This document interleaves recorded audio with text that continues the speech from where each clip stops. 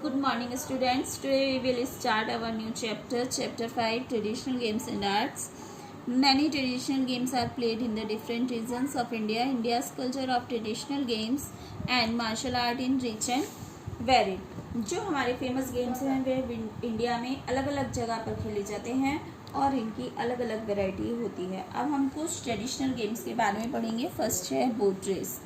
Kerala boat race is a yearly event that takes place in the months of August or September in Alpuza. It is also known as the snake boat race and is the most attractive part of the festival of Onam.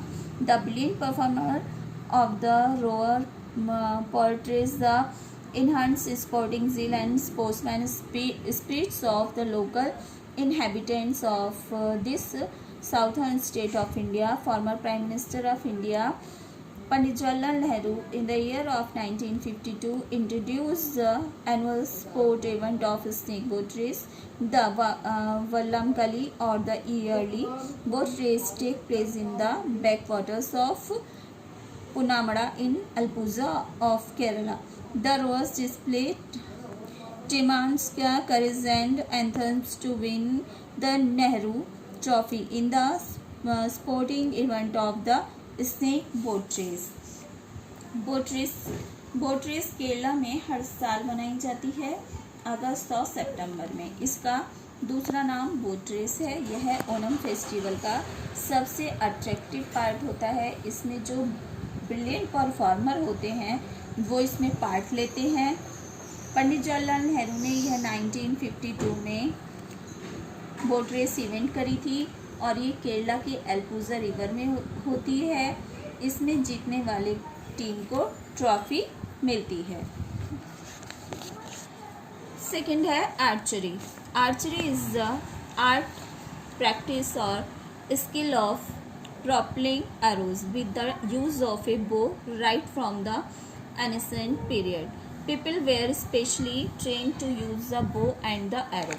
People use bow and the arrow as their main weapon in the battlefield. Unit the development of firearms. Historically, archery has been used for hunting and combat will on modern times.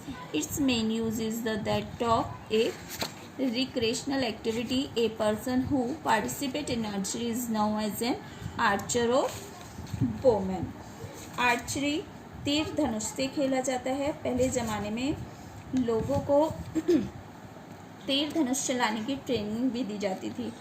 तीर धनुष ज़्यादातर लड़ाई में ही use करते थे और ज़्यादातर लोग इसको शिकार के लिए यूज़ करते थे.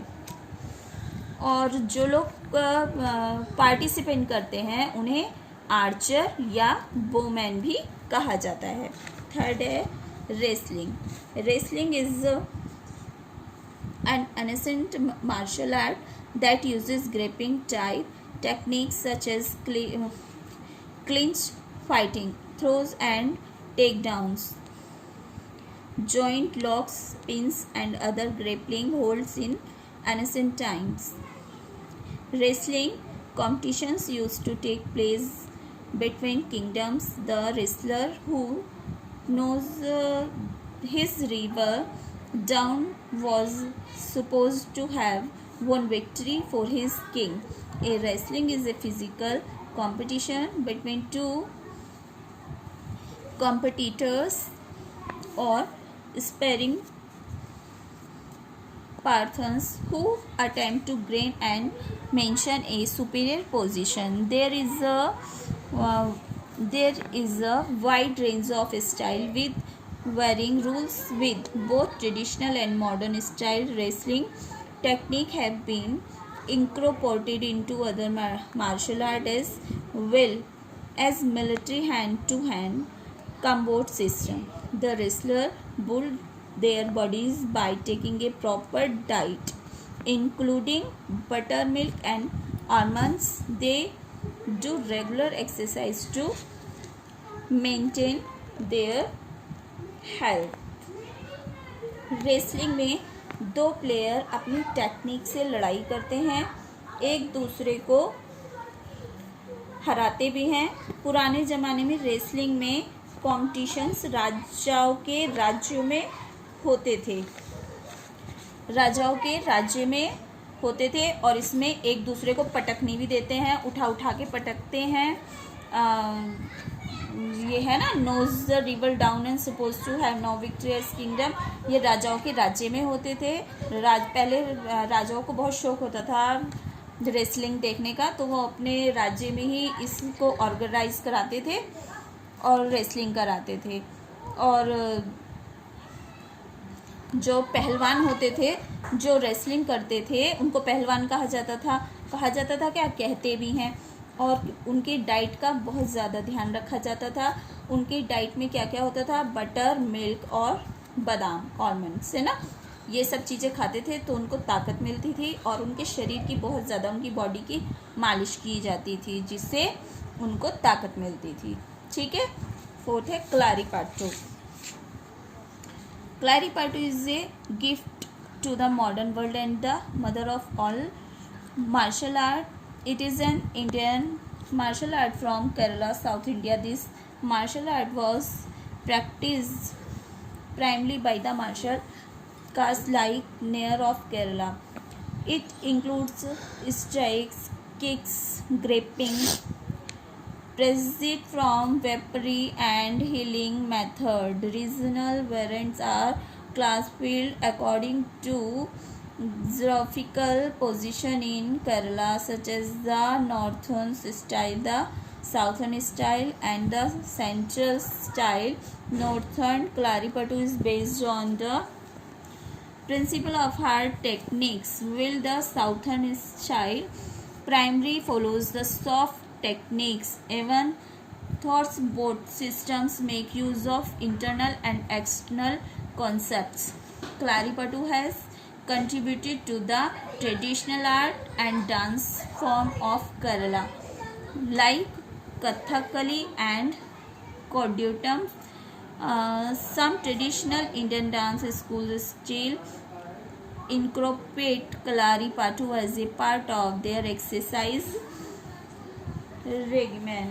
क्लारीपटू जो केरला में खेला जाता है, इस खेल में एक दूसरे पर वार किया जाता है।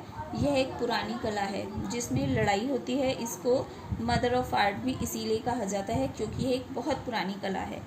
जो नॉर्थ में क्लारीपटू खेला जाता है केरला में, यह हार्ड टेक्निक से खेला जाता है। केरला में हार्ड टेक्निक से खेला जाता है और साउथ में सॉफ्ट टेक्निक से खेला जाता है।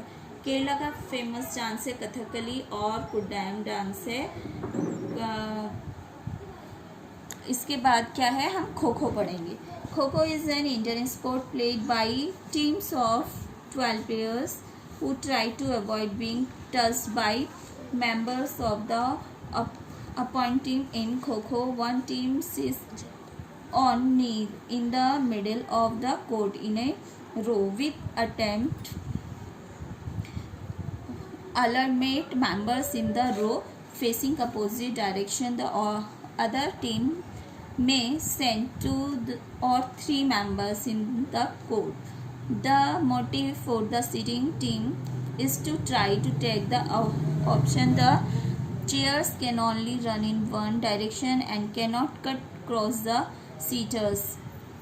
The chaser have to run round the entire row to race the other side. The other option is to pass the chasing job of another seater whose back is facing you as you are running. The chaser touches the seater he wants, usually nearest to the target, and shout "Kho" is signify the change of guard. The objective is to tag all the option in the shortest time possible. If the other team take longer, the former team wins. Kho kho एक बहुत ज़्यादा famous और पुराना game है। ये सभी बच्चों को खेलना आता है, बच्चे स्कूल में बहुत खेलते हैं, तो इसके बारे में सभी बच्चे जानते भी हैं। खो खो एक इंडियन स्पोर्ट है जो 12 लोगों में खेला जाता है। ये गेम दूसरी टीम से बिना टच हुए खेला जाता है।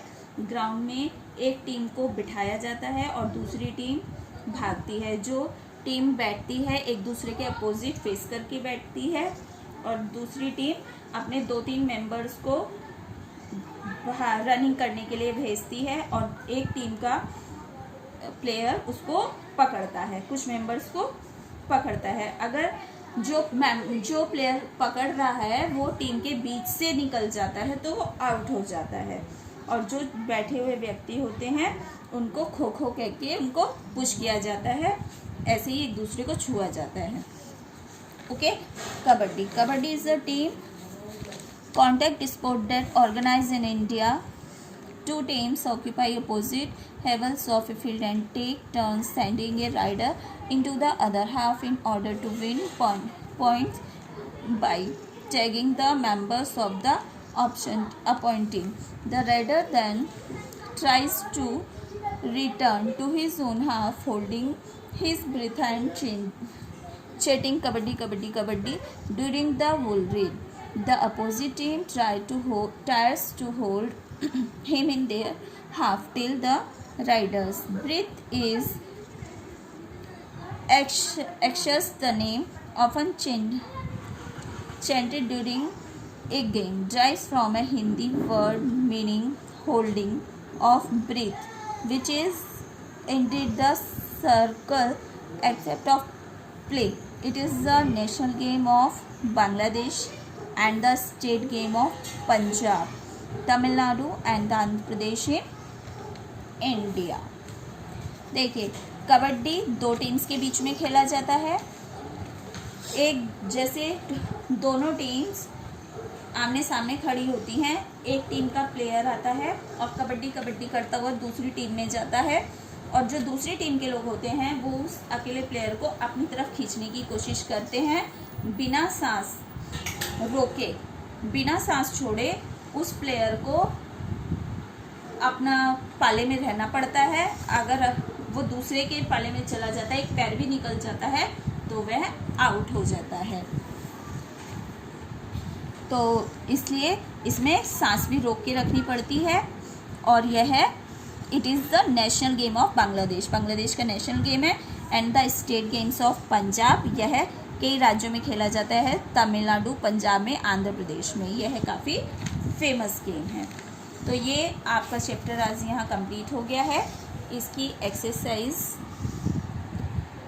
देखिए आप, ये एक्सरसाइज हैं, इनको जिनके पास बुक है वो बुक्स में फिल करिएगा, और जिनके पास बुक नहीं है वो अपनी नोटबुक में नोट डाउन कीजिएगा।